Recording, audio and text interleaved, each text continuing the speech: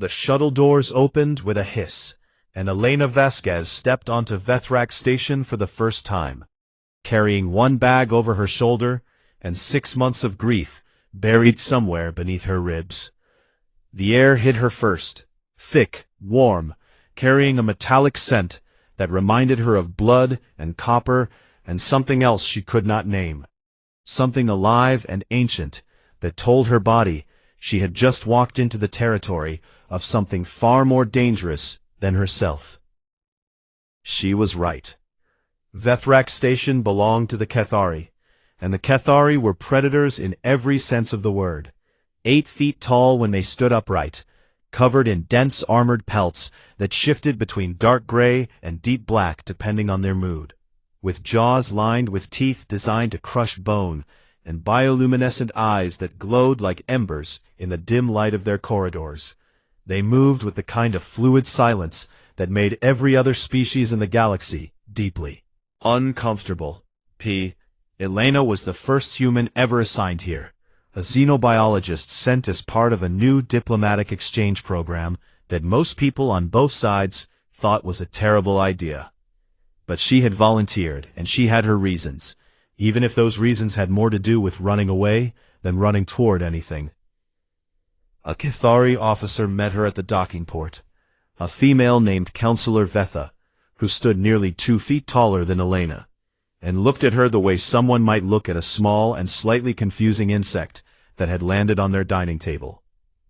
"You are the human scientist," Vetha said, and it was not a question. "Dr. Elena Vasquez," Elena replied, keeping her voice steady, even though her heart was hammering so hard she was certain every predator on the station could hear it, because they probably could. "I am here to study developmental biology in Cathari juveniles. With your permission and cooperation, of course."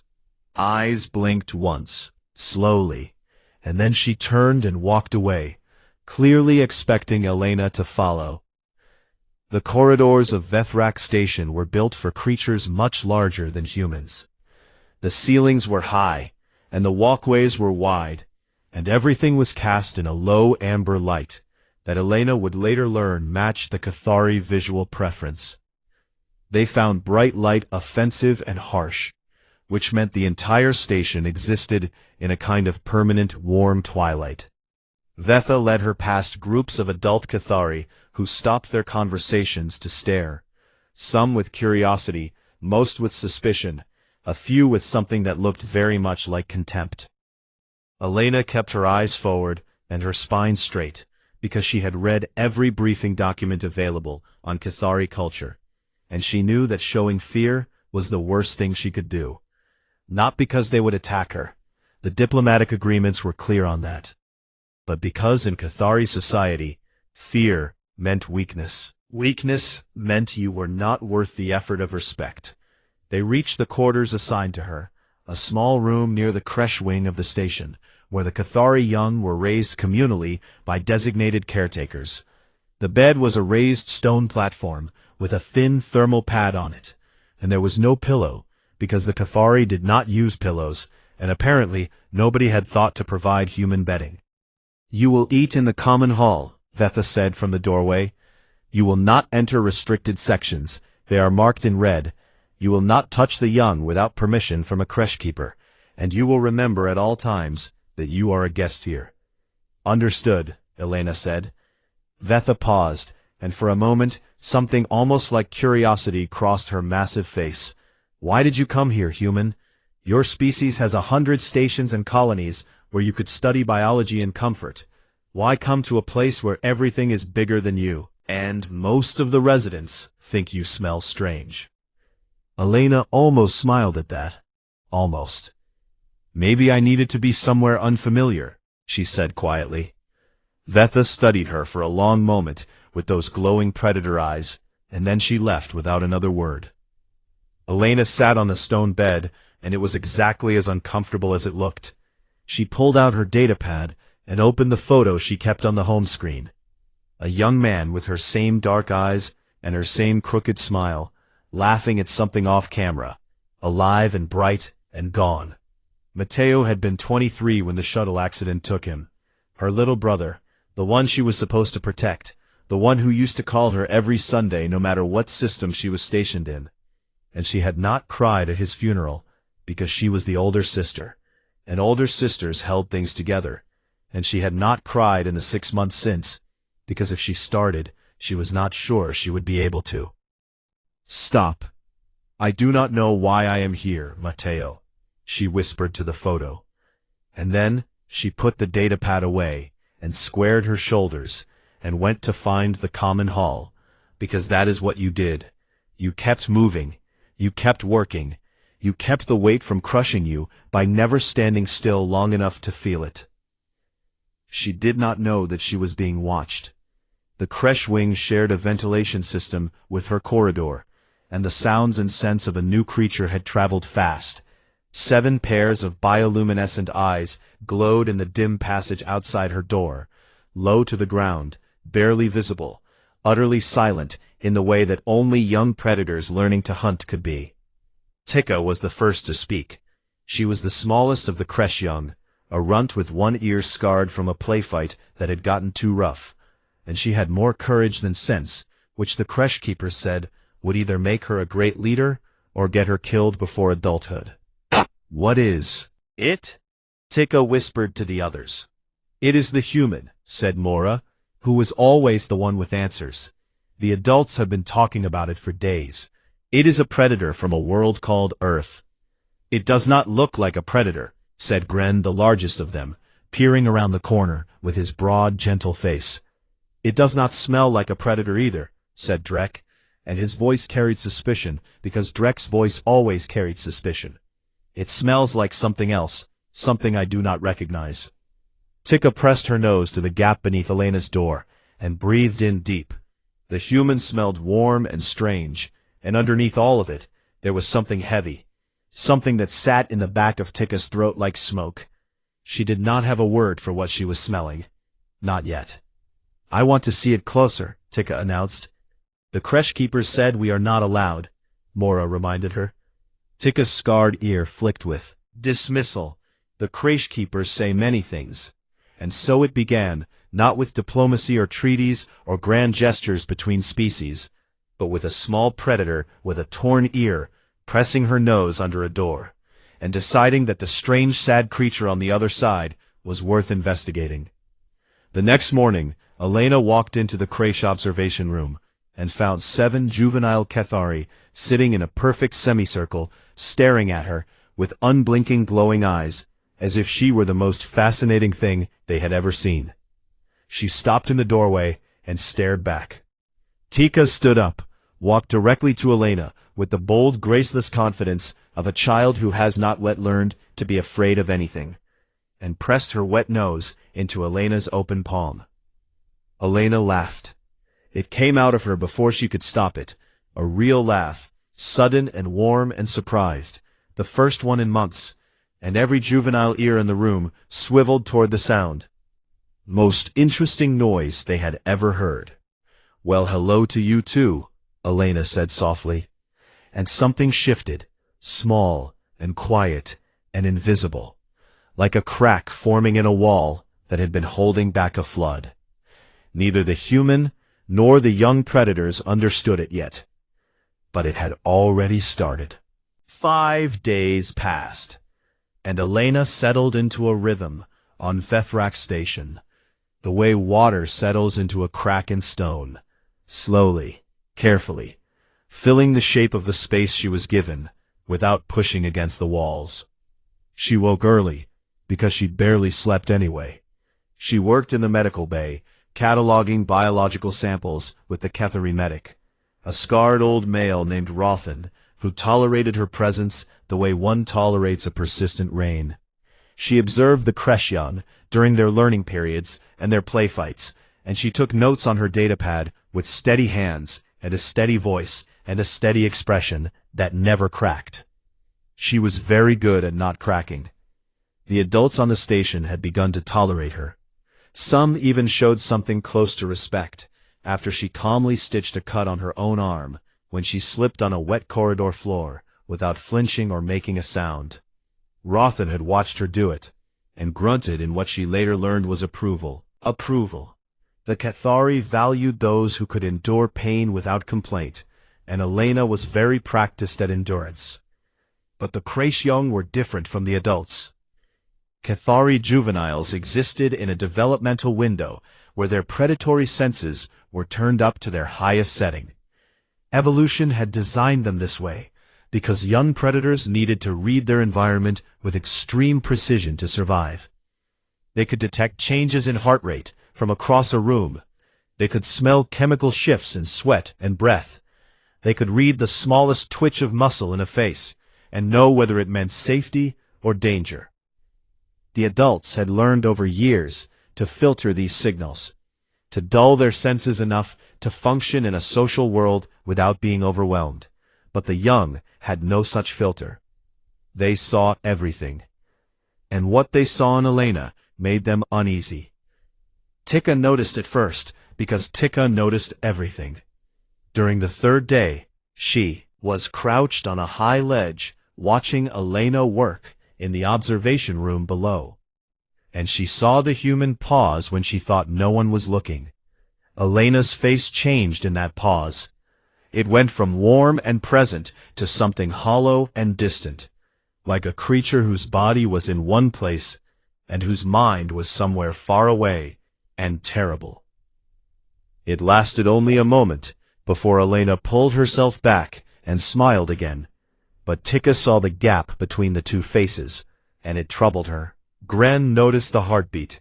He had the sharpest hearing of all the juveniles, and he told the others that Elena's heart did strange things when she was alone. It would speed up for no reason, hammering fast and hard, and then slow down to something so quiet it almost sounded like it was thinking about stopping altogether. Shivas and Shivek noticed her sleep patterns, or rather the absence of them. The twins had taken to sneaking into the ventilation shaft above Elena's quarters at night. They reported that the human paced for hours in the dark, walking back and forth in her small room like a caged thing, and sometimes she sat on the edge of that stone bed and held something in her hands, a small glowing rectangle, and stared at it without moving. Mora noticed the flinching.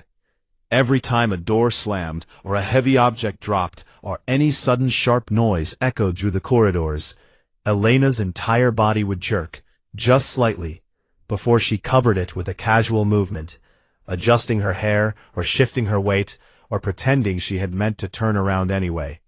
It was smooth and practiced, and would have fooled any adult. But it did not fool Mora, who had spent her short life studying how creatures hid their weaknesses. Pela noticed the smell. Pela was the youngest of the Kresh young, barely old enough to form complete sentences, but she had the most sensitive nose of any juvenile on the station, and she smelled something on Elena that the others could detect only faintly. It was a chemical marker that sat beneath the human's normal scent, like a dark current beneath calm water. Heavy and sharp and persistent, and deeply, deeply wrong. They gathered in their sleeping den one evening after the Kresh keepers had dimmed the lights. 7 young predators in a tight circle, their bioluminescent eyes creating a constellation of amber and gold in the darkness. "Something is wrong with the human," Tika said, and none of them argued. "She is sick," Drek said immediately, because Drek always went to the simplest and most direct conclusion. "We should tell the Kresh keepers, and they will tell the medic." "She is not sick," Mora said quietly, and the others turned to look at her, because when Mora spoke quietly, it meant she was certain. "I have watched her. Her body is healthy and strong. She can work all day without tiring. She heals fast when she is hurt. This is not a sickness of the body." "What?" said Shivas. "Her spirit is wounded," said Mora. "Something happened to her before she came here, something bad, and she is carrying it inside her like a broken bone that was never set properly." Drek snorted. "You cannot smell a broken spirit." "Yes, you can," said Pela. Everyone went quiet because Pela almost never spoke, and when she did, the words landed heavy. The smallest juvenile was curled against Gren's warm side, her wide, luminous eyes half closed, and she spoke in the careful, measured way of a child, who has to think hard about each word before releasing it. She smells like my mother did, Pela said, after father went to the long dark. The silence that followed was thick enough to touch. The long dark was the Cathari term for death, not a euphemism, but a literal description of how they perceived it. The bioluminescence fading from a packmate's eyes until there was nothing left but darkness. Pela's father had died in a structural failure on a mining outpost when she was barely a year old. Her mother had carried a scent after that, a chemical grief that lingered for months, and Pela had never forgotten it, because it was the first complex scent her developing nose had ever learned to identify. Sorrow, that was the word none of them had been able to find. The human smelled like sorrow. "What do we do?" Gren asked softly, and his voice was the gentlest thing in the room. Tikka's scarred ear twitched, and her small jaw set with a determination that would have been funny if it were not so sincere. "We help her," Tikka said.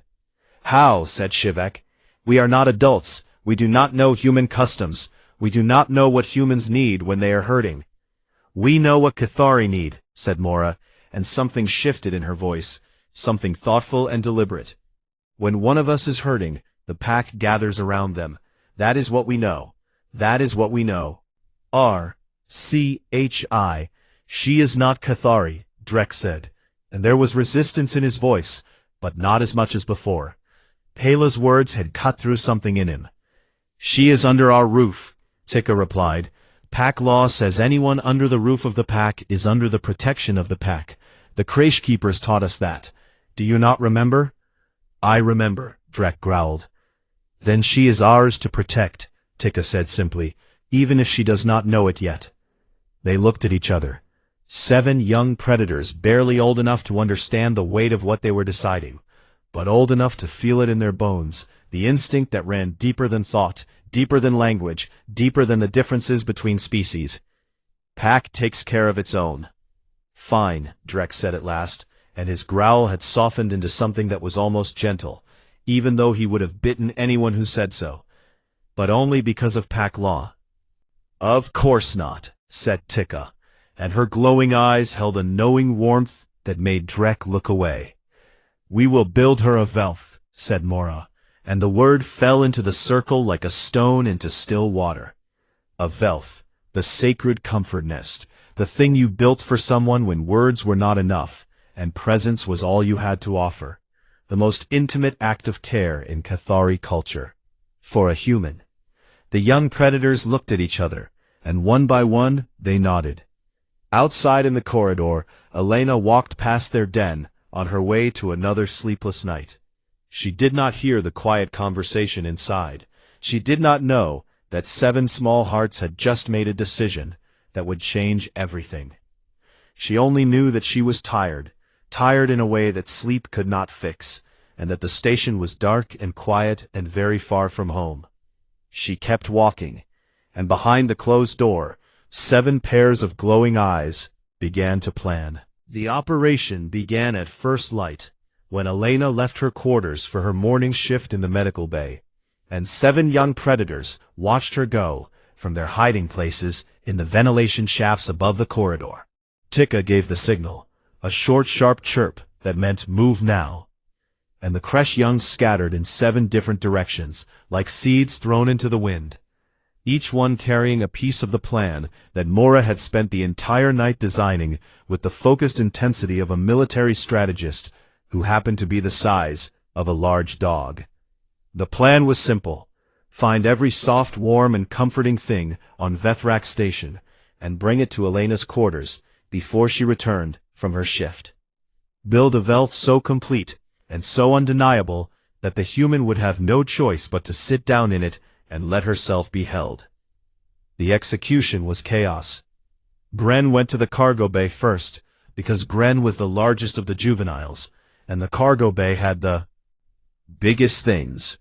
He shouldered open the heavy bay doors with a strength that surprised even him, and began searching through storage containers until he found what he was looking for. Thermal insulation fabric, rolls and rolls of it. The soft, dense material that the Ketharai used to line the walls of sleeping dens during cold cycles. He grabbed the largest roll in his jaws and began dragging it back toward Elena's quarters. It was 3 times his body length, and it unspooled behind him as he walked, leaving a trail of soft silver fabric through 2 corridors, past the common hall, and around a corner, where he got tangled in his own cargo, and had to spin in circles to free himself. A passing adult Ketharai stopped and stared at the spectacle, and Gren stared back, with the roll clamped firmly in his teeth, and an expression that dared the adult to say a single word. The adult said nothing, and walked away quickly, because there was something in the juvenile's eyes that suggested this was not a matter open for discussion. Shivas and Shivek had been given the most dangerous assignment, acquiring sleeping pelts, and the twins approached it with the competitive intensity they brought to everything. Shivas hit the crew quarters on the east wing, while Shivek took the west, and within 20 minutes they had liberated sleeping pelts from 6 different rooms, by slipping through doors that had been left unlocked, and pulling the pelts off beds with their teeth, while the occupants were on duty. Shivek made a critical error when she entered the quarters of Vanguard Sorath himself. She did not know whose room it was until she was already inside, and saw the massive fur-lined cloak hanging from a hook beside the bed. It was the most beautiful and soft thing she had ever touched, dark as deep space, with an inner lining of silver underfur that felt like touching a cloud. She took it. She knew she should not have taken it, but it was so incredibly soft, and Elena deserved the softest things. And Shivek's young predator brain had a very simple priority system. Mission first, consequences later. She dragged the Vanguard's personal cloak through the corridors with her tail held high, and her heart beating with the thrill of a hunt successfully completed. Mora's task required more subtlety. She went to the medical bay and waited until Rothan the medic stepped out for his midday meal. And then she slipped inside and went straight to the supply cabinet where the heating pads were kept. The small flexible panels that generated gentle warmth and were used for treating muscle injuries and keeping newborns at proper temperature. She needed an authorization code to open the cabinet, and she had one. She had watched Elena enter the code 4 days ago from a perch above the bay, and she had memorized every digit, because Mora memorized everything she saw. She punched in the code with careful claw tips, and the cabinet opened, and she took 6 heating pads and tucked them into the carrying pouch on her harness, and walked out of the medical bay as calmly as if she had every right to be there. Tikka had given herself the most complicated task, because Tikka always gave herself the most complicated task. She remembered that Elena had mentioned something during her first day in the creche, something about missing her bed at home, and specifically she had used a word that Tikka did not know: pillow.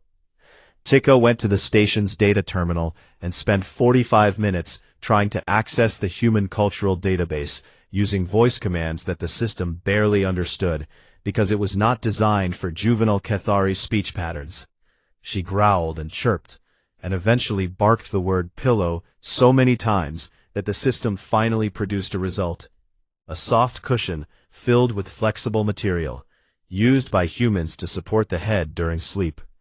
Tikka studied the image carefully, and then looked around the creche for materials. She found ration packaging that was made of a soft, flexible polymer, and she found clumps of shed underfur that the creche young left everywhere during grooming season. She stuffed the underfur into the packaging and sealed it, and produced something that was approximately pillow-shaped, if you squinted, and were very generous with your definition of shape. She made 4 of them, each one lumpier and more uneven than the last, and she carried them to Elena's quarters in a stack balanced on her head, weaving through corridors with the focus of someone performing sacred work. Pella did not go far. She went to her own sleeping spot in the creche den and picked up the one possession she had carried since infancy, a tattered blanket that had been woven by her mother before her father died. It was worn thin in places, and the edges were frayed, and it smelled like every safe moment of Pella's short life. She carried it to Elena's quarters, and placed it in the center of the growing pile without hesitation. Tika saw her do it, and something tightened in her chest, because she knew what that blanket meant to Pela, and she knew what it meant that Pela was giving it away. "Pela," Tika said softly, "are you sure?" Pela looked at her with those wide, luminous eyes that seemed to hold more understanding than any juvenile should possess. "She needs it more than I do right now," Pela said, and that was the end of the discussion. Drek was the last to contribute, and he did it in secret when he thought none of the others were watching. He went to the common hall kitchen and found the container of dried leaf brew that Elena drank every morning. The humans called it tea, and Elena had mentioned once, just once, in passing, that the tea on the station was the closest thing to her tea from home, and that it was the best part of her morning. Drek took the entire container and carried it to Elena's quarters, placed it beside the nest, and then he arranged it twice, because the first placement did not look right to him. Shivas caught him adjusting the position of the container, and grinned with all her teeth showing. "I thought you did not care about the human," Shivas said. Drek bared his own teeth. "Pack provides. That is all this is. If you tell anyone, I will bite your tail off." "Your secret is safe," Shivas said, still grinning. By mid-afternoon, Elena's quarters had been transformed. The stone bed was buried under layers of thermal fabric and sleeping pelts and heating pads that glowed with gentle warmth. Tika's handmade pillows were arranged in a circle. Pela's blanket was spread in the center like a heart. Sorath's magnificent cloak was draped over the top of everything like a canopy. The tea sat in its place of honor beside the nest, and the whole room smelled like 7 different young Cathari, because they had each rubbed their scent into the room. Materials as they worked, marking it the way they would mark a family den. It was messy and imperfect, and beautiful in the way that only something made entirely out of love can be.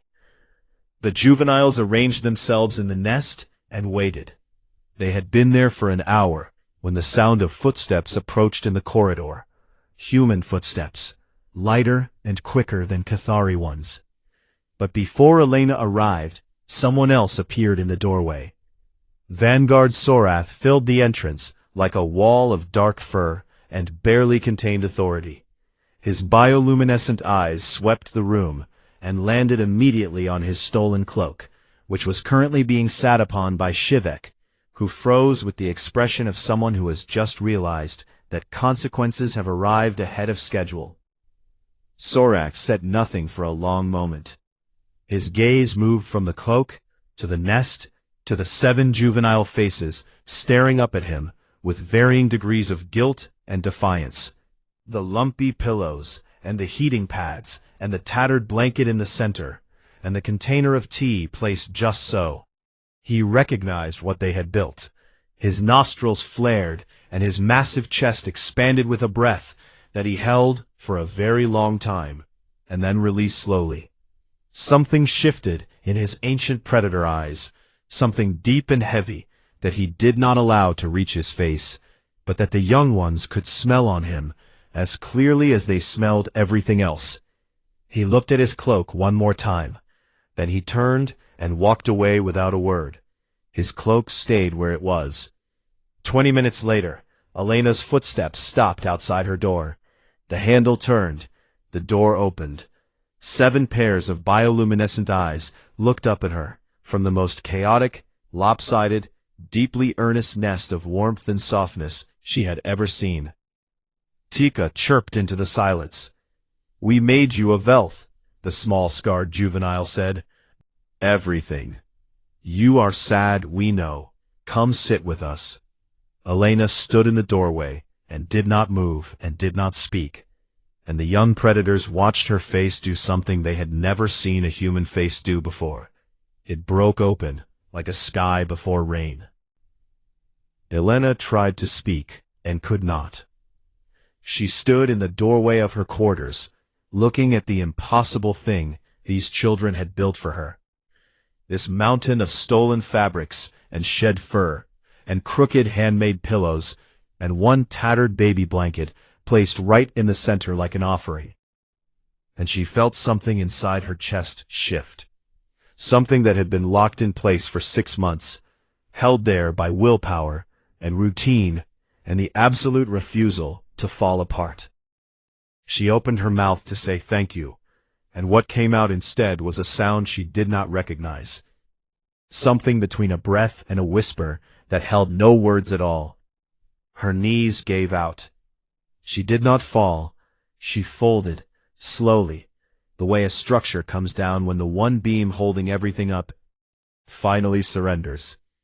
She slid down the doorframe until she was sitting on the floor, with her back against the metal, and her hands in her lap, and her face crumbling in ways she could not control, and did not. She cried. Not the way she had imagined she would cry if she ever allowed herself to. Not loud, not dramatic, not the cathartic movie version of grief. This was quiet and desperate and ugly.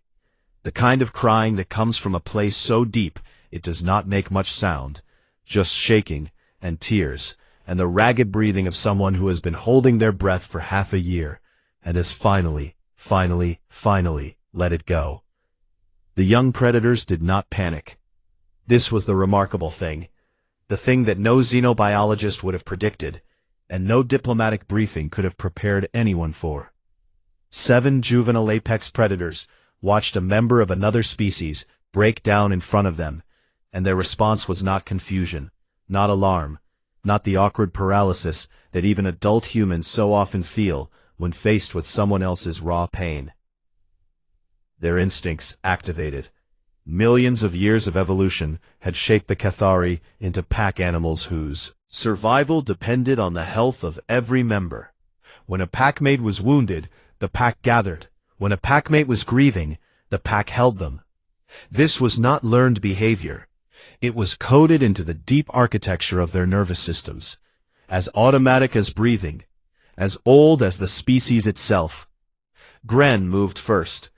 The largest juvenile circled behind Elena and lowered himself to the floor directly at her back, pressing his warm bulk against her, so that she was leaning against something solid and living. His body heat radiated through her thin uniform and into her spine, and she could feel the slow, steady rhythm of his breathing, like a metronome set to the tempo of calm. Tika pressed against her left side. The small, scarred juvenile pushed her face into the space between Elena's arm and her ribs, and began to rumble. A low subsonic vibration that was not quite a purr, but something deeper, something that resonated in the bones and the chest cavity.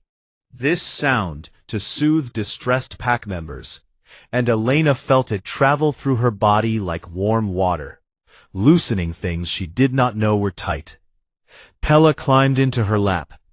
The smallest juvenile, barely verbal, still practically a baby by Cathari standards, crawled across the nest and onto Elena's legs, and tucked her head under Elena's chin, and went completely still.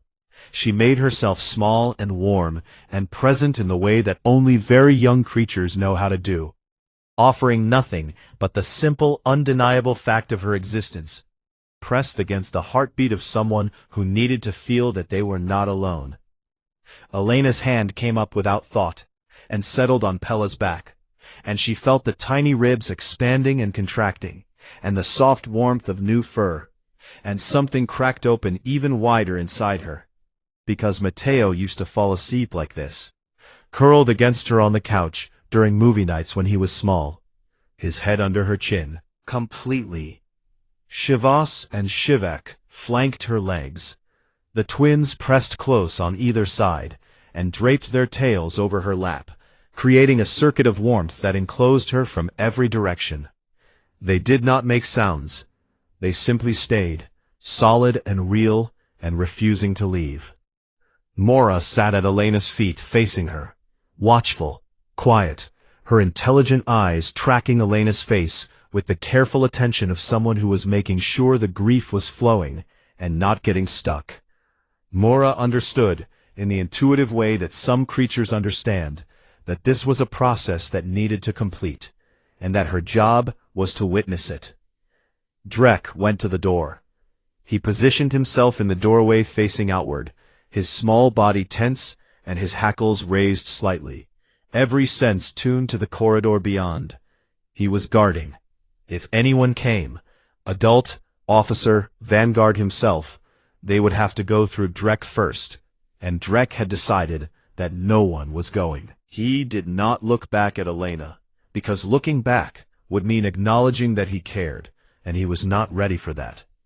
But his ears were tilted toward her, catching every shaking breath, and his tail was curled tight around his own hind legs in the Cathari posture that meant, I am here, and I am not leaving. Elena cried for a long time. She told them about Mateo. The words came in pieces, broken and scattered, mixed with tears.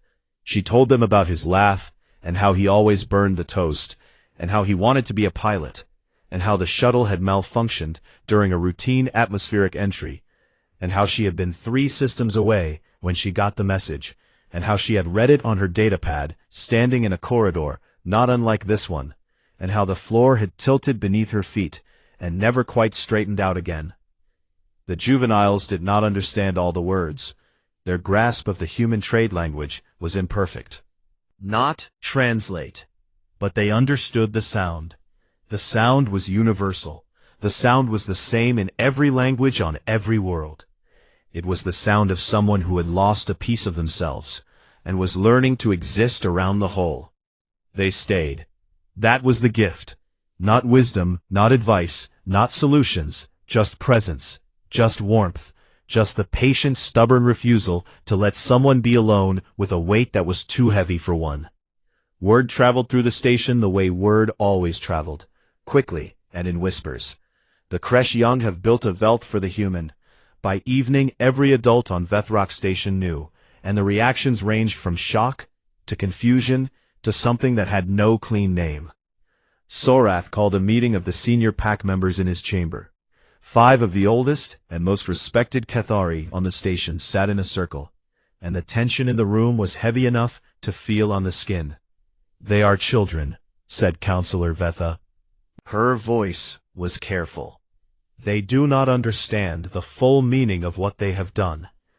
A velth is not something you build for an outsider. It is a declaration of pack bond, and they have made it for a creature that is not even our species. The children understand exactly what they have done, said Rothan the medic, and there was something rough in his voice that might have been emotion if Rothan were the kind of person who admitted to having emotions. I have watched those 7. They are some of the sharpest young we have produced in a generation. They knew what a velth means, and they chose to build one. We do not get to decide their choice was wrong, simply because it surprises us. She is not Cathari, said another elder. She is not pack. Sorath had been silent through all of it, sitting in his massive chair, with his cloak absent from his shoulders, because his cloak was currently serving as the canopy of a nest built for a grieving human by his youngest. Charges. He listened to the arguments pass back and forth, and he let them run their course. Then he spoke. My pups looked at a creature from another world, Sorath said, and his voice was low and quiet, in the way that made everyone stop and listen, because when Sorath was quiet, it meant the words mattered. They smelled her grief, and they could have ignored it. They could have reported it to the adults and let us handle it with procedures and protocols and proper diplomatic distance. Instead, they gathered every soft thing they could find, and they built her a velth, because that is what Pack does for its own. He paused, and his bioluminescent eyes swept the room. If that is not the deepest expression of what we teach them Pack means, then we have been teaching them wrong. No one argued. Sorath rose from his chair, and went to his personal storage, and removed the second cloak, not the everyday one that was currently in Elena's quarters.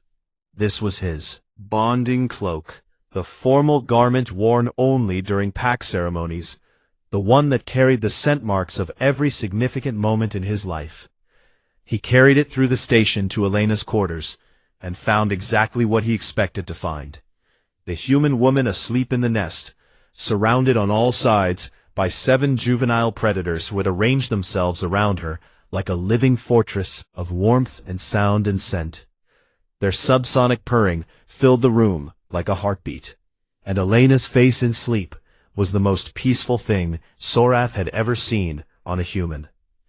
He draped his bonding cloak over the pile, over all of them, and stood there for a moment, looking down at this strange new thing that his children had brought into being. Then he left. He did not need to say anything. The cloak said it for him. Elena slept through the night without dreaming of the crash, the first time in 6 months, and when she woke in the gray false dawn of the station's light cycle, she found herself warm and held and surrounded by the sound of 7 small predators breathing in unison. Pela was still in her lap. Tika was still at her side. Drek was still at the door. And for the first time since Matteo died, the weight on Elena's chest was not gone, but it was shared, distributed among 7 small sets of shoulders that had chosen to carry it with her. And that made all the difference in the world. 3 weeks changed everything, and nothing. Elena still grieved, because grief does not obey schedules or announce its departure.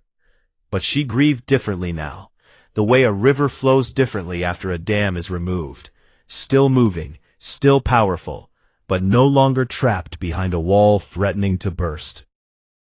She had hard mornings when Matteo's absence hit her like a physical blow, and she had quiet evenings when she could think about his laugh without her chest collapsing. The difference was that she was no longer carrying it alone, and that single fact had rearranged the architecture of her survival. The creche young had adopted her completely, and the word adopted did not begin to cover what had actually happened. In Cathari terms, they had claimed her, marked her, folded her into their pack structure with the absolute certainty that only children possess. She was theirs, and they were hers, and any attempt to argue this point was met with 7 sets of bioluminescent eyes, communicating a unified and unmistakable message. This is not negotiable. Elena's mornings now began with Tika waiting outside her door, the small scarred juvenile falling into step beside her as they walked to the common hall, chattering about whatever had captured her attention that day. Her evenings ended in the creche den, where she sat among the young and told them stories about Earth, while they piled against her and around her in the unself-conscious way of creatures who have decided that physical proximity is not optional. The adults noticed the change, not just in Elena but in the juveniles themselves. Rothan, the medic, was the first to identify it formally. He had been running routine health assessments on the creche young, and the data made him stop and run the numbers twice. The juveniles' stress hormone levels had dropped by nearly 40% since Elena's integration into their daily lives. Their sleep quality had improved, their social cohesion scores were the highest the creche had recorded in years, and their aggression markers during playfights had decreased to levels that Rothan had never seen in juveniles their age. He brought the findings to Sorath with the closest thing to excitement that Rothan's weathered face could produce. The human produces neurochemical responses during caregiving interactions, Rothan explained. Her species releases bonding hormones when they nurture young, any young, not just their own. And those chemicals are airborne in trace amounts. The juveniles are responding to them on a biological level. Her presence is literally making them healthier and calmer. Sorath absorbed this with the still expression of someone who was not surprised, because he had already seen the evidence with his own eyes every evening when he checked on the creche and found his fiercest little predators sleeping peacefully in a pile with a human woman who weighed less than any one of them would weigh by adulthood. Elena had changed too, not just emotionally, but in her role on the station. Sorath had begun consulting her on creche management decisions, and her insights into developmental behavior had proven valuable in ways that neither species had anticipated. She suggested adjustments to the juveniles' learning schedules based on attention patterns she had observed. She identified a mild nutritional deficiency in Pela that the standard Cathari diagnostics had missed, because it presented differently in runts. And she spent 3 days helping Drek work through an aggressive episode by sitting with him in silence until he was ready to talk about what had triggered it. She was not replacing the creche keepers. She was becoming something the Cathari did not have a word for. Something between a teacher and a guardian and a packmate that existed outside their hierarchy, but inside their hearts. Then, the diplomatic envoy arrived. Species sent inspection teams to all integrated stations on a rotating schedule. And Vethrak Station's turn came on a bright artificial morning, when Elena was in the creche den helping Gren practice his trade language vocabulary. A shuttle docked, carrying 3 diplomats and a security escort, and among them was Ambassador Fesic of the Velthani, an insectoid species that stood on 6 legs and viewed the galaxy through compound eyes that saw everything in sharp political angles. The Velthani had opposed human Cathari integration from the beginning. They considered the Cathari barely civilized and the humans dangerously unpredictable. Fesic had written formal objections to the exchange program and made no secret of her opinion that allowing 2 predator species to interact was an invitation to catastrophe. Fesic's inspection tour brought her to the creche wing on the 2nd day, and she stopped in the observation corridor and looked through the transparent wall into the den where Elena sat cross-legged on the floor with Pela in her lap and Tika draped across her shoulders, and the remaining 5 juveniles arranged around her in various states of comfortable collapse. "What is this?" Fesic said, and her voice carried the particular frequency of someone who is seeing something that violates their understanding of how the universe works. "That is our human consultant with the creche young," Sorath said from beside her, and if there was satisfaction in his voice, he hid it well. "You allow your young near an endurance predator?" Fesic said, and the horror in her voice was genuine. "Humans are pursuit hunters. They are designed to chase prey until it dies from exhaustion. They are dangerous." Drek heard her. The juvenile had been dozing against Elena's knee, but his ears had caught the ambassador's words through the observation wall, and he was on his feet before anyone could react. He crossed the den in 4 strides, pressed himself against the transparent barrier, barely reaching the ambassador's thorax. His hackles raised, and every tooth in his young mouth on full display. "She is Pack," Drek said, and his voice was a growl that vibrated the wall between them. "Say that again." Fesic recoiled so fast she nearly knocked over her own security escort. Sorath intervened with a calm authority that diffused the moment before it became an incident. He placed one massive hand on the glass and gave Drek a look that communicated both pride and the instruction to stand down.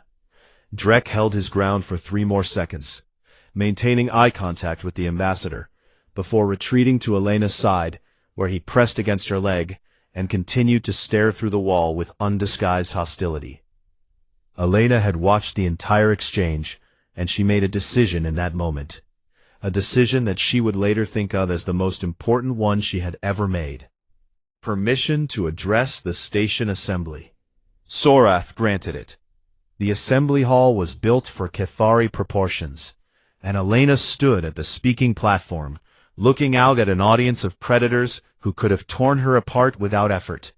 Adults lined the upper galleries. The diplomatic envoy occupied the formal seating, and the creche young sat in the front row, with their eyes glowing and their ears pointed forward. Elena spoke. "Where I come from we have a saying, it takes a village to raise a child. I came to this station to study how your young grow and develop. I came with charts and hypotheses and research protocols, and I thought I understood what I was here to learn." She paused and looked at the 7 faces in the front row. "I was wrong. I did not come here to study your children. I came here because I was broken, and I did not know how to fix myself, and I thought that if I ran far enough, the thing that was breaking me would not be able to follow. But grief does not work that way. Grief followed me across 2 star systems and onto this station, and into my quarters, where I sat alone every night with a weight I could not put down. Her voice was steady and clear, and carried to every corner of the room. Your children found me, and I do not mean that they found me in a corridor or in the medical bay. I mean they found me in the way that matters. They looked at a creature from another world, a species they had never met, a predator that every briefing document told them to be cautious around. And they saw that I was hurting, and they decided that was not acceptable. She reached beneath the speaking platform and brought out a bundle she had been working on in secret for 2 weeks. 7 hand-knitted warmth wraps, made from unraveled thread of her own clothing, and insulation fiber she had bartered from the cargo bay. Crafted in the style of blankets her grandmother used to make on Earth. Personalized for its recipient. They gathered every soft thing on this station and built me a nest, and sat with me while I cried for my brother. They did not have the right words. They did not need them. They had warmth and presence, and the stubborn refusal to let me be alone. And that was enough. It was more than enough. It was everything. She stepped down from the platform and walked to the front row and knelt in front of the creche young.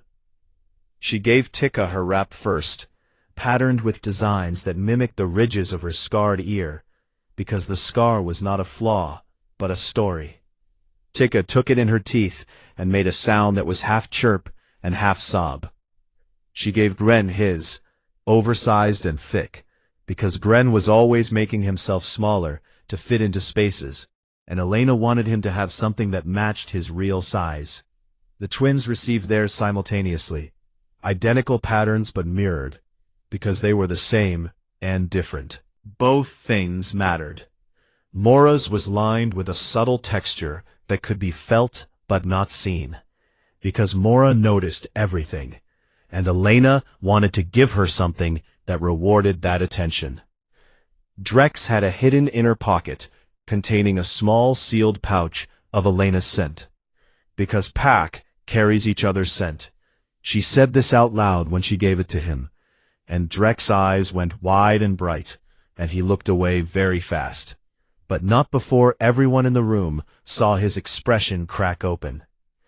Pela's was last.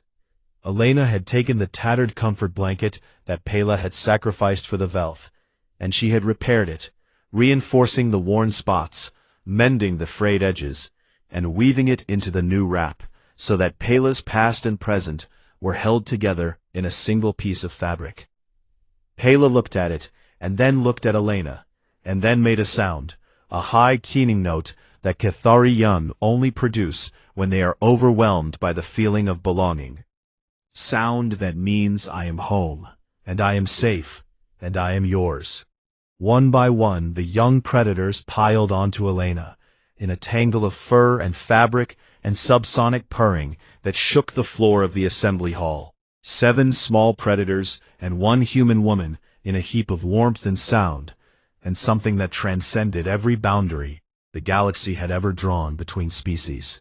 Half the adults in the room looked away, not from discomfort, but from respect, because witnessing a pack-bonding moment too closely was considered intrusive in Cathari culture.